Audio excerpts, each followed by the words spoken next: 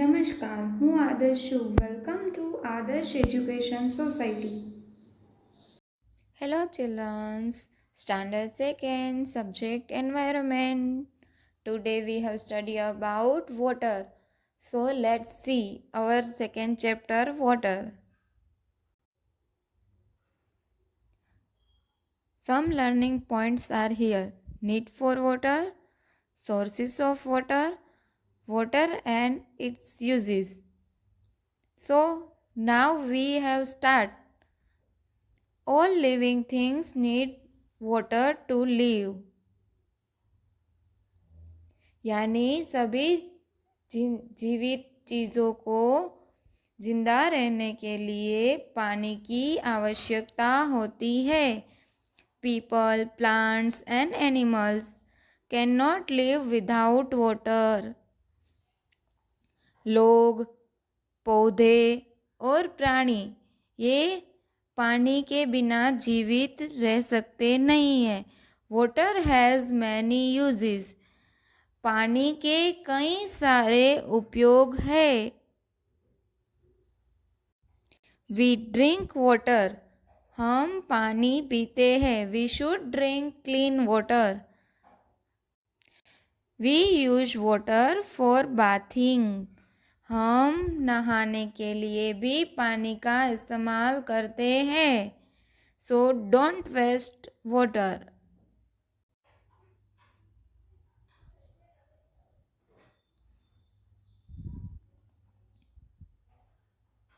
We use water for washing clothes. हम कपड़े धोने के लिए भी पानी का उपयोग करते हैं. इसके अलावा बर्तन धोने के लिए भी पानी का उपयोग हम करते हैं. We use water to put out a fire. हम आग बुझाने के लिए भी पानी का उपयोग करते हैं.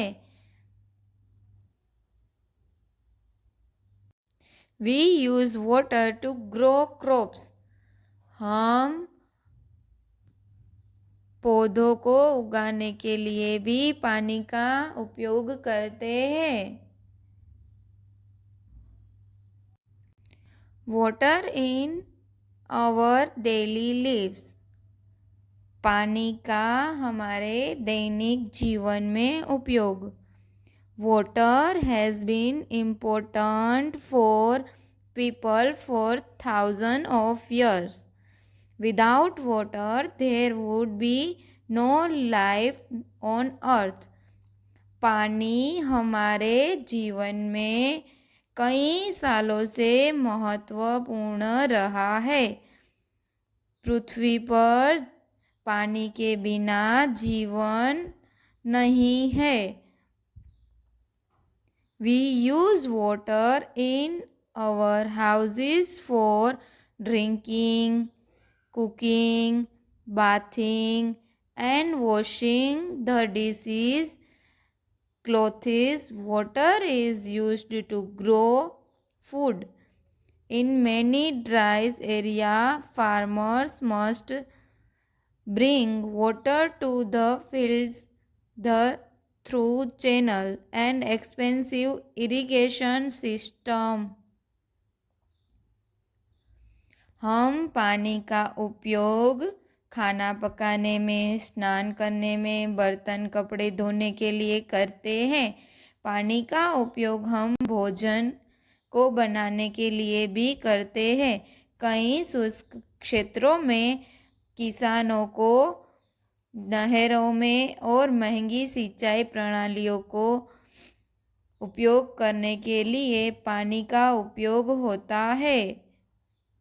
Industries and factories also use water. कारखाने और उद्योग में भी पानी का उपयोग होता है. Fruits and vegetables must be cleaned before they can be processed and sold in supermarkets. यानी कि फल और सब्जियों को भी मार्केट में बेचने से पहले उसको क्लीन किया जाता है पानी से. Water is used for cooling in many areas. पानी का उपयोग कई क्षेत्रों में ठंडा करने के लिए भी किया जाता है। For example in steel production. Now we see sources of waters. Water covers almost 3/4 of our Earth's surface. पानी के स्रोत हमारी पृथ्वी की सतह के लगभग 3/4 हिस्से को कवर करता है। Water is found in lakes, ponds, streams, rivers, seas, and oceans. They get water from the snow-covered mountains and rain. पानी झीलों, तालाब, नदियों, समुद्र और महासागरों में पाया जाता है। वे बर्फ से ढके पहाड़ों और बारिश से प्राप्त होता है। Rain is the main source of water. बारिश जल का मुख्य स्रोत है। In summer water from the seas, oceans, river and lakes evaporates and goes up to from clouds.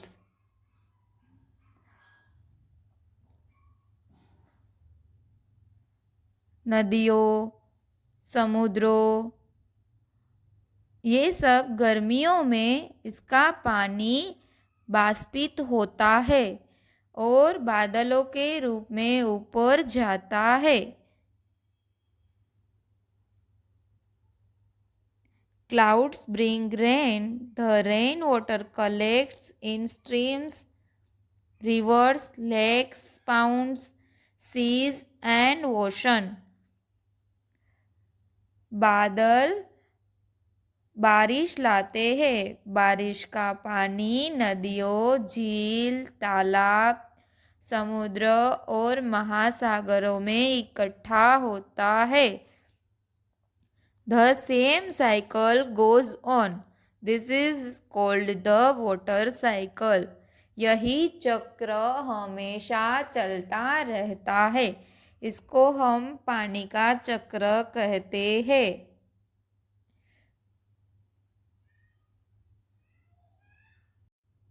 In this picture, we are showing how to make rain. यानी बारिश कैसे आती है। गर्मियों में पानी बाष्प के रूप में यानी बादलों के रूप में ऊपर चढ़ता है और फिर वही बादल ज़्यादा गर्मी होने के कारण नीचे बारिश लाते हैं। The water from the seas and the oceans is not used for drinking because it is salty.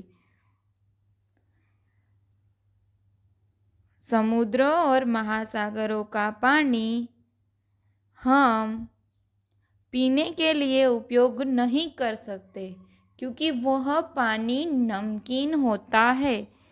Rain water also seeps into the ground. It's called groundwater. We draw out this water either from wells or by using hand pumps. बारिश का पानी कुओं में इकट्ठा होता है। हम यह पानी हैंडपंप्स के द्वारा निकालते हैं। We continue this chapter our next session. Thank you for joining us.